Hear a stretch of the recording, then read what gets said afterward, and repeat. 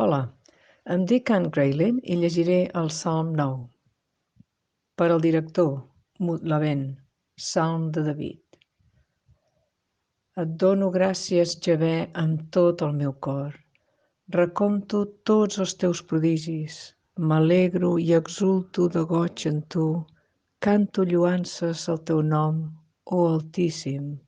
Quan els meus enemics es fan enrere, ensopeguen i són destruïts davant teu, perquè tu prepares el meu judici i la meva causa, tu seus en el teu tron, jutjant amb justícia.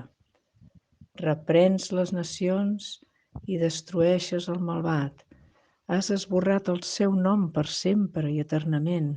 Oh, enemic, les destruccions s'han acabat per sempre, i les ciutats que has arrencat, el seu record s'ha perdut amb elles. Però Javé existeix eternament, ha establert el seu tron per al judici, i ell jutja el món amb justícia, ell judica els pobles amb equitat. I Javé és un refugi per a l'oprimit, un refugi en els temps d'adversitat.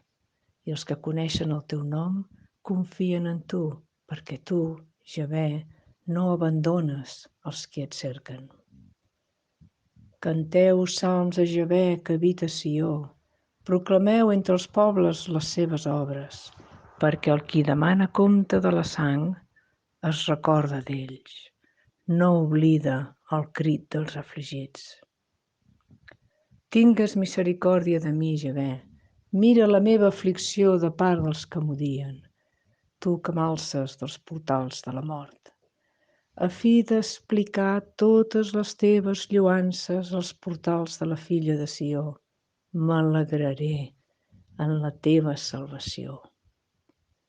Els gentils s'han enfonsat dins la fossa que han fet.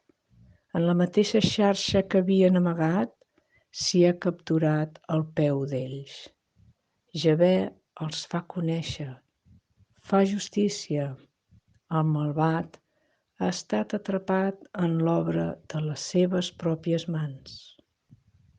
Els malvats aniran enrere fins a l'infern, totes les nacions que obliden Déu, perquè el desvalgut no serà oblidat perpètuament, l'esperança dels pobres no es perdrà per sempre. Alça't, Javé, que no prevalgui l'home, que les nacions siguin jutjades davant teu.